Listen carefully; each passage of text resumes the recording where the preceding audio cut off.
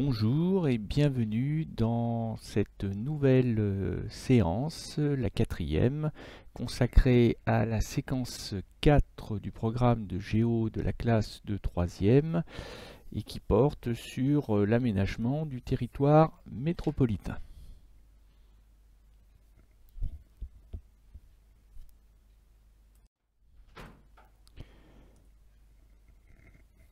Les deux dernières fois, nous avons étudié deux études de cas, l'une sur un réaménagement, l'autre sur un aménagement nouveau. Le réaménagement concernait un territoire plutôt valorisé par la mondialisation, un territoire gagnant de la mondialisation, c'était le Mont-Saint-Michel. L'autre étude de cas portait sur un territoire perdant. Donc l'aménagement portait sur un territoire déprimé, sinistré par la crise industrielle et économique. Aujourd'hui, nous allons faire la mise en perspective à l'échelle nationale et nous allons voir en quoi consiste l'aménagement du territoire français. Grand D, aménager le territoire français. Pourquoi et comment aménager le territoire de métropole. Je vous rappelle que la France ultramarine sera traitée dans la prochaine séquence, donc à part. Et accessoirement, enfin non, c'est pas accessoirement, d'ailleurs c'est très important, quels sont les acteurs de l'aménagement du territoire français.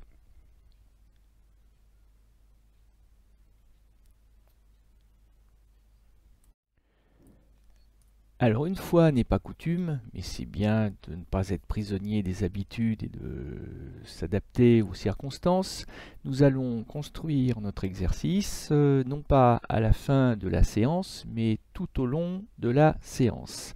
Parce que, vous l'aurez compris, aménager, ça veut dire mettre en valeur, valoriser, mais ça veut dire aussi corriger des déséquilibres, corriger des inégalités. Donc on va commencer par récapituler quelques déséquilibres majeurs du territoire français, et pour cela nous allons donc compléter l'exercice à partir de la planche 4 qui normalement vous attend dans votre espace numérique de travail, dans votre ENT.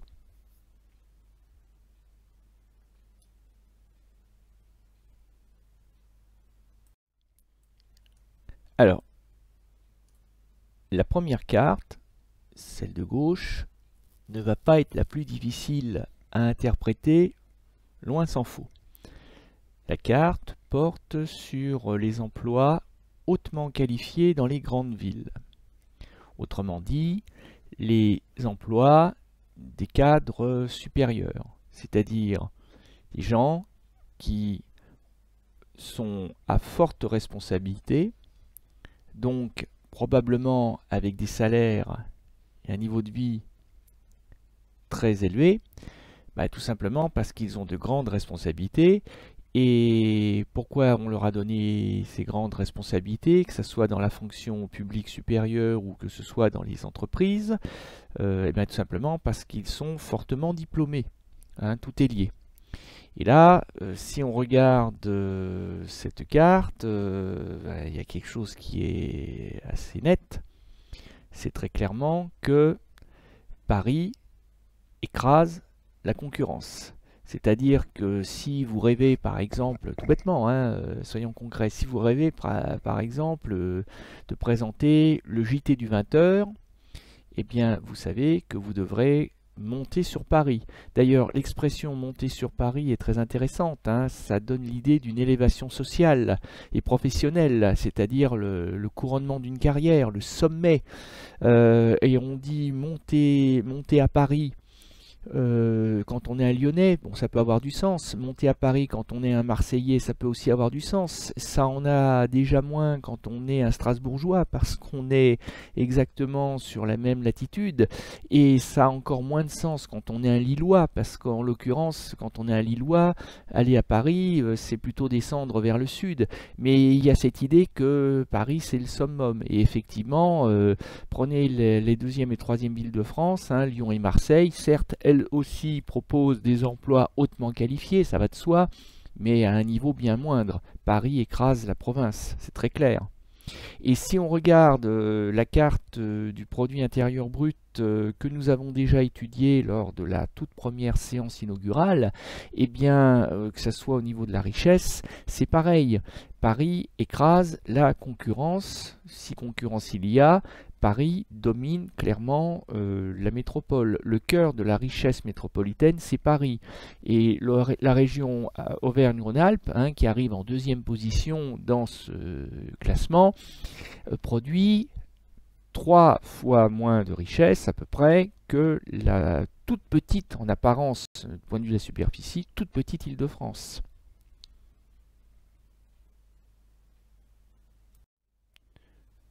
Si on s'en réfère à notre exercice, comment cartographier cette inégalité, ce déséquilibre du territoire? Eh bien écoutez, regardez la légende et mettez-moi sur pause, prenez le temps de compléter votre carte et je vous donne rendez-vous pour le corriger. Donc de manière extrêmement schématique, hein, sans entrer trop dans le détail, ça doit pouvoir nous donner quelque chose comme ceci, c'est-à-dire une opposition très nette entre Paris-Île-de-France et le reste du pays, ce qu'on appelle la province. Hein. C'est l'opposition entre la capitale et la province. C'est une des caractéristiques marquantes des déséquilibres et des inégalités du territoire en France, et ça ne remonte évidemment pas à hier. Hein. Dans un pays aussi centralisé que la France, on peut considérer que cette opposition entre Paris, qui vampirise l'essentiel de l'activité et de la richesse, et le reste du pays, bah, ça remonte à la Révolution française.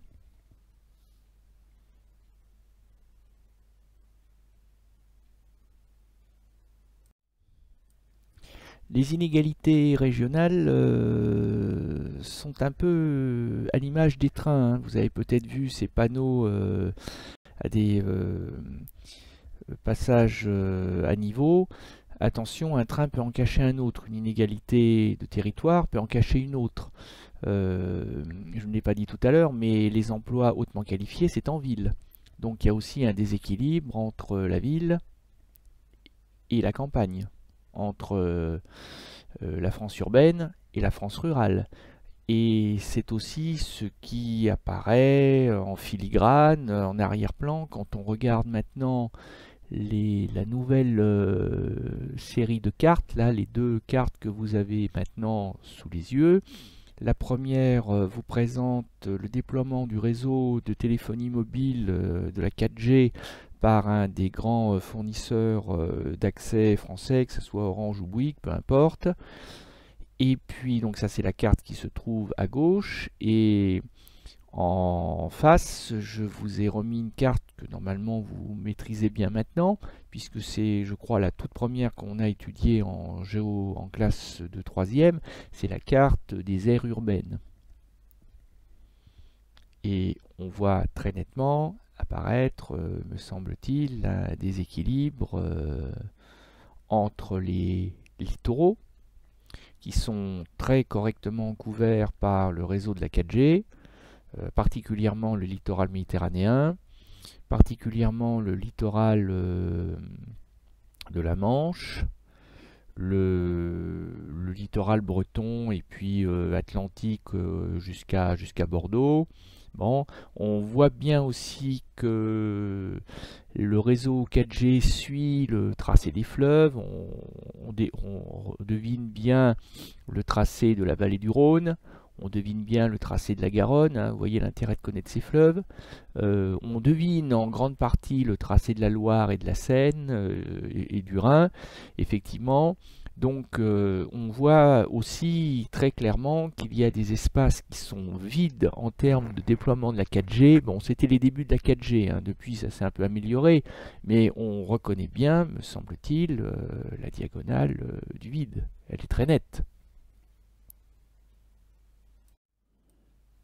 Vous savez bien normalement, hein, c'est-à-dire cette France de l'intérieur, des terres, qui part du nord-est de la France, des Ardennes, de la Lorraine, et qui s'étend jusqu'au pied des Pyrénées, qui traverse donc la France selon un axe nord-est, sud-ouest, et qui traverse la région Auvergne, hein, de part en part, et qui constitue donc une zone de faible peuplement, de faible dynamisme démographique, de faible vitalité économique aussi d'ailleurs, en dehors de l'agriculture, et qui évidemment intéresse beaucoup moins prioritairement les fournisseurs de téléphonie mobile pour qui les pylônes et la mise en place d'un réseau coûte extrêmement cher, et pour qui très clairement la diagonale des faibles densités rurales, hein, puisque c'est le vrai nom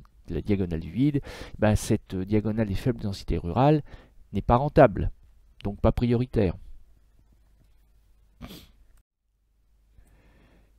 Et alors justement, quel contraste entre ces deux photographies, hein, mises côte à côte, entre un village de Normandie qui est en train de mourir à petit feu, un de ces déserts ruraux qui sont frappés par la fermeture des commerces, par la fermeture aussi des services publics, hein. On a vu ça lors de notre séquence sur les espaces de faible densité rurale, avec une population d'autant plus vieillie que les jeunes quittent ces territoires finalement sans avenir pour eux. Et donc ces territoires sont plutôt peuplés par des personnes âgées, hein, qui ont plutôt leur avenir derrière elles. Et quel contraste avec ces espaces urbains particulièrement peuplés. Vous avez ici une publicité pour la rue commerçante, la rue Sainte-Catherine, une des rues commerçantes les plus actives d'Europe, hein, qui est bondée de monde en toutes occasions, particulièrement à l'époque des soldes, et qui nous rappelle que c'est en ville qu'on a les densités de population évidemment les plus importantes. Donc là, on a des inégalités de territoire qui sont pas très récentes, mais qui sont très fortes. Alors justement, si on en revient un peu à notre exercice et si on en revient à ce qui est le document maître pour les géographes, la carte. Vous avez sous les yeux maintenant une carte, alors un peu plus détaillée que d'habitude, puisque cette carte est à l'échelle du département, hein, donc ça nous change un peu du découpage régional que nous avons pris l'habitude d'étudier. Vous avez sous les yeux la carte de la croissance démographique par département. Alors il n'y a pas la date précise, mais ça doit être dans les années 2010. Alors en fait, il faut faire attention donc au fait qu'il y a deux éléments de légende. La première, ce sont les cercles. Les cercles, c'est l'évolution de la population. Donc plus le cercle va être important, plus le nombre d'habitants en plus ou en moins va être important. Et puis, donc les cercles rouges, c'est pour l'augmentation de la population. Les cercles verts, c'est pour la baisse de la population, mais il n'y en a quasiment pas. Ah tiens, si, il y a l'Allier, il y a le département de l'Allier par exemple, qui perd des habitants, et c'est pas nouveau, ça fait plus de 20 ans que c'est le cas. Et plus globalement, les aplats de couleurs. Plus la couleur est verte, plus les départements perdent des habitants. Donc il faut se méfier parce que le vert est souvent associé à une image positive, mais il se trouve qu'en géographie c'est pas le cas, et que le vert ça représente des éléments qui sont négatifs, décroissants, hein. Quand je vous dis que les géographes sont des gens bizarres, on en a la preuve une nouvelle fois. Et plus la carte tourne à l'orange ou au marron, plus on a de gains de population. Donc en fait, si on regarde globalement, on voit bien qu'on peut couper la France pratiquement en deux. Avec un peu d'habitude, on le voit bien apparaître. Le voilà, ce découpage de la France en deux, avec une sorte de ligne de démarcation qui n'a heureusement rien à voir avec celle de la France de la Seconde Guerre mondiale, mais on voit bien qu'il y a une France plutôt du sud et de l'ouest, et une France plutôt du nord et de l'est, et je vous laisse quelques instants pour compléter la carte avant de passer au corrigé. Mettez-moi sur pause pour avoir le temps de bien faire l'exercice. Voilà ce que cela peut donner. Donc vous avez l'Île-de-France, le nord et l'est qui sont des territoires qui perdent des habitants, des territoires dont la population aussi est en train de vieillir, et puis vous avez par opposition l'arc Atlantique, comme les géographes l'appellent parfois, ou le Grand Ouest Atlantique, c'est la même chose, hein, de la Bretagne jusqu'à la frontière espagnole, et puis le littoral méditerranéen, au sens un peu large pour littoral, hein, c'est-à-dire jusqu'au Lyonnais, et donc ça nous coupe bien la France en deux avec une opposition nord-est, sud-ouest. Nouvel exemple de déséquilibre et d'inégalité du territoire à l'échelle de la métropole française. L'évolution de l'emploi industriel depuis la fin des années 1990. Une carte que j'ai déjà étudiée avec vous, que j'ai déjà utilisée lorsque nous avons fait les espaces productifs français, les espaces industriels, lors de la mise en perspective. C'est une carte que j'aime bien parce qu'elle est quand même assez simple d'utilisation, et on voit bien apparaître le phénomène que je veux vous faire découvrir. Donc là, on est à nouveau à l'échelle des régions. L'ancien découpage régional, hein, puisque je vous rappelle, avant 2016, on avait plus de régions, on en avait 18 en métropole. Alors là encore, il y a deux choses à voir dans la légende. Vous avez des cercles qui vont représenter l'importance du nombre d'emplois industriels par région. Donc plus le cercle va être large, plus il va y avoir d'ouvriers. Donc on peut en conclure que plus le poids de l'industrie va être important. Et on voit bien par exemple le déséquilibre qu'il peut y avoir entre l'Auvergne rurale et la région Rhône-Alpes beaucoup plus industrialisée. Et puis après, il y a les couleurs, hein, et là le code des couleurs est simple. Plus les régions sont en bleu foncé, plus elles perdent d'emplois industriels.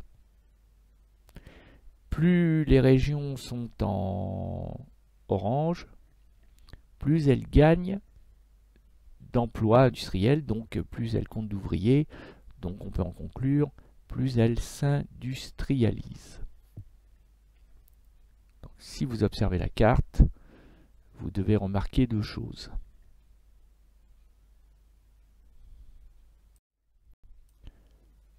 En fait, je vous mets sur la voie pour pouvoir compléter la carte, la troisième carte de l'exercice. Il suffit de faire apparaître une frontière qui coupe la France en deux moitiés. Une frontière qui part du Havre, donc plein milieu de la Normandie, et puis qui traverse le pays jusqu'à Marseille, donc une frontière nord-ouest-sud-est, une diagonale à nouveau, mais pas du vide celle-là, et vous devez voir apparaître quelque chose.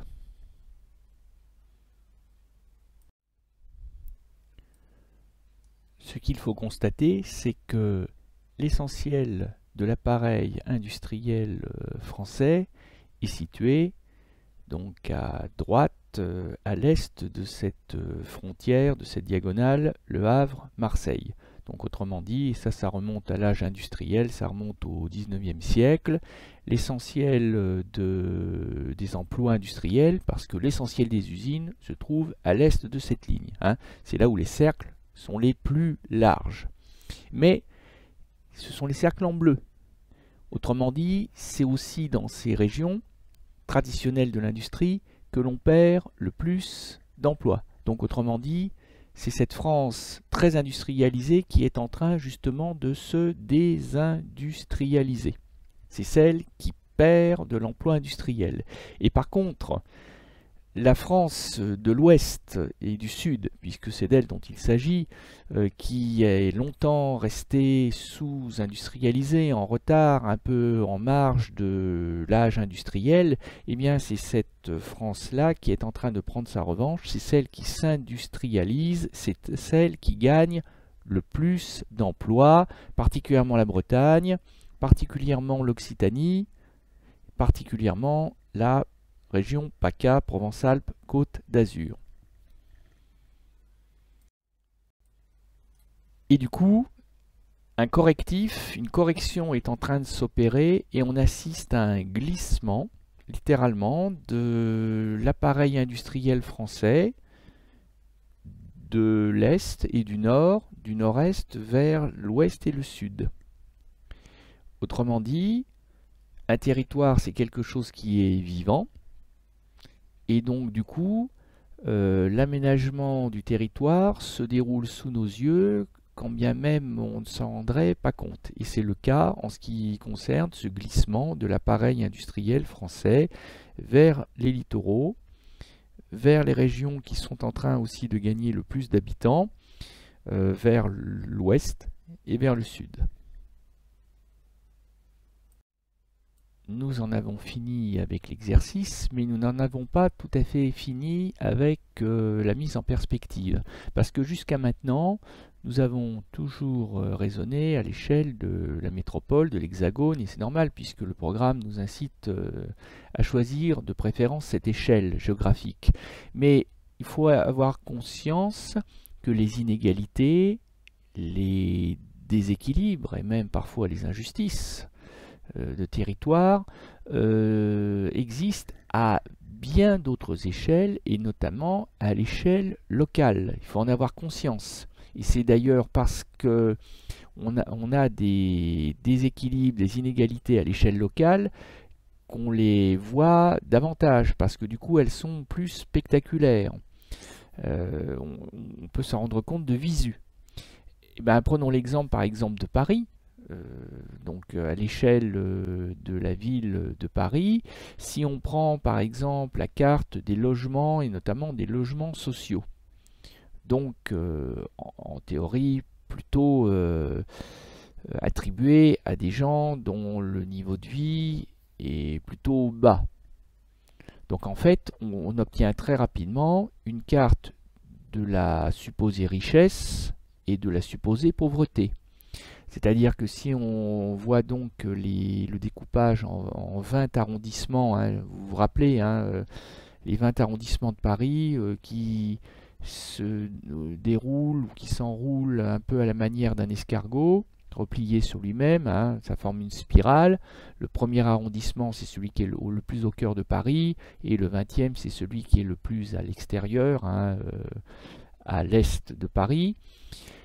C'est très net que plus on est à l'intérieur de Paris, et en particulier dans une moitié ouest, c'est-à-dire là où on a le bleu le plus foncé, on est très clairement dans des arrondissements riches. Vu le prix des loyers, vu le prix du mètre carré, il ne peut pas en être autrement. Le 7e arrondissement, le 8e, le 6e, le 16e arrondissement, là du côté du Bois de Boulogne, sont considérés comme des quartiers riches. Par contre, si on va de l'autre côté de Paris, c'est-à-dire plutôt la moitié est, et plutôt la périphérie, c'est-à-dire les arrondissements rattachés les plus récemment et les plus éloignés du cœur de ville, hein, le plus éloigné de la Tour Eiffel, c'est-à-dire le 18e, 19e, 20e arrondissement au nord-est, 14e, 13e, 12e au sud-est, et bien là, c'est là où on compte le plus de logements sociaux, et c'est là aussi où on compte le plus de RMistes, le plus d'allocataires des minima sociaux, c'est là où on compte le plus de revenus modestes et le plus de pauvres. Et quand je vous dis que l'on s'en rend compte, eh ben, c'est qu'il suffit de regarder les paysages, hein. Quand vous êtes le long des quais de Seine, là, quelque part du côté du 16e arrondissement, eh ben, on aperçoit encore des immeubles de type haussmannien, des beaux immeubles qui remontent au 19e siècle.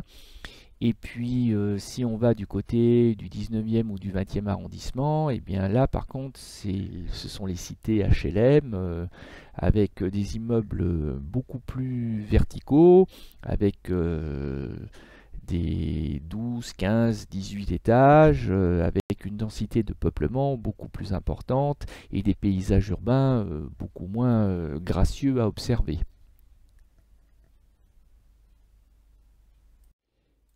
Et du coup, si on change à nouveau d'échelle et qu'on en revient à l'échelle de la France métropolitaine, eh bien, on découvre qu'il existe des quartiers particulièrement défavorisés en France, hein, qui cumulent les difficultés de tous ordres, difficultés économiques, difficultés sociales, difficultés d'accès au savoir, à la culture, à la santé, des territoires qui sont enclavés, qui constituent parfois aussi des zones de non-droit parce que la violence, c'est la carte de droite, qui est en forte augmentation par rapport, ne serait-ce qu'à la moyenne nationale. Il s'agit des zones de sécurité prioritaire qu'on a longtemps appelées les ZUS, les US, qui étaient les zones urbaines sensibles. On les a rebaptisées en zones de sécurité prioritaire, hein, mais le nom change, mais les tristes réalités sociales et économiques, elles, ne changent pas. C'est-à-dire vous avez plus de 5 millions d'habitants répartis sur 702 communes, dont 147 rien que pour l'Île-de-France. Hein, ces zones de sécurité prioritaire sont en ville. Ce sont, bah oui, ce sont les banlieues difficiles, comme on les appelle aussi parfois, et qui représentent évidemment des territoires particulièrement en situation d'inégalité par rapport au reste du pays, et notamment par rapport à la France rurale aussi. Alors si on synthétise, parce que c'est quand même aussi le but d'une mise en perspective, on a finalement deux grands scénarios. Aménager, ça sert à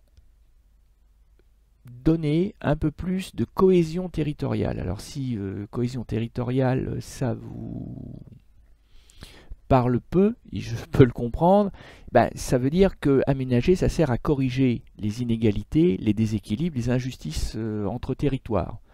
Donc, par exemple, favoriser la création d'emplois dans des espaces défavorisés, c'est-à-dire des espaces qui ont peu d'emplois à proposer, notamment aux plus jeunes, ou qui n'en ont plus parce qu'ils en ont perdu pour cause de crise de l'industrie par exemple. Eh bien, ça correspond au scénario du Louvre-Lens.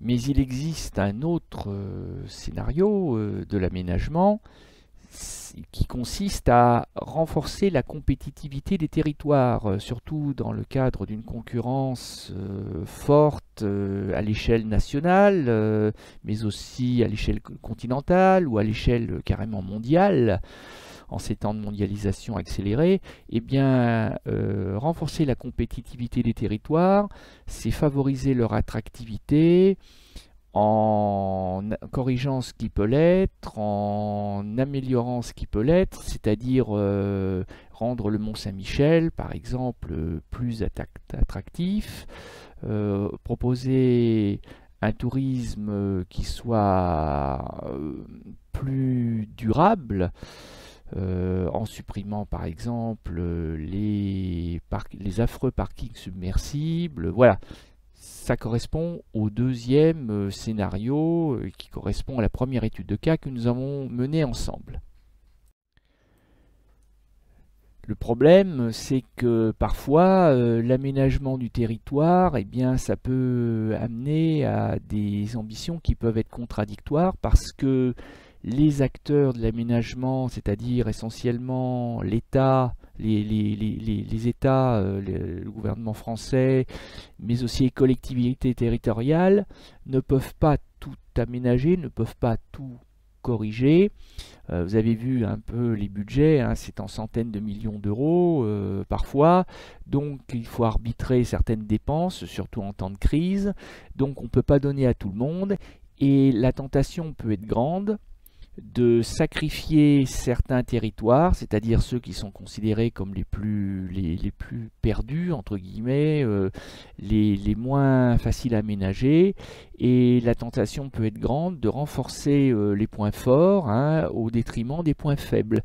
Pour reprendre une expression familière, il arrive que l'aménagement du territoire consiste à déshabiller Paul pour habiller Jacques. Et donc, au lieu de corriger des inégalités, il peut arriver qu'on les aggrave. Alors, quels sont les chiffres clés que l'on peut retenir, que l'on doit retenir en ce qui concerne la mise en perspective de l'aménagement du territoire français de métropole? Tout d'abord, le fait qu'il y a 18 régions administratives en France depuis 2016, dont 13 pour la métropole. Les 5 autres, c'est la France ultramarine. On peut aussi noter le premier rang pour Paris-Île-de-France, pour la population, la richesse, le rayonnement. La tentation est grande de résumer la France à Paris-Île-de-France. Or, non, justement, la France, ça n'est pas que Paris-Île-de-France. Et puis, alors ça dépend des classements, mais aujourd'hui, on compte 1300 quartiers défavorisés classés en zone prioritaire sensibles, hein, les anciennes zones urbaines sensibles, ZUS, c'est-à-dire des quartiers en grande difficulté du point de vue social ou du point de vue économique, des quartiers en souffrance. Donc des territoires qu'il faudrait aider davantage que les autres et réaménager davantage que les autres. Voilà, je vous laisse maintenant découvrir la trace écrite de la leçon consacrée à cette séance de mise en perspective de l'aménagement du territoire français. Je vous en souhaite une bonne lecture, bon apprentissage, et je vous dis à bientôt pour la prochaine séance qui sera l'ultime de la séquence et qui consistera donc à bâtir une carte, celle de l'aménagement du territoire français de métropole.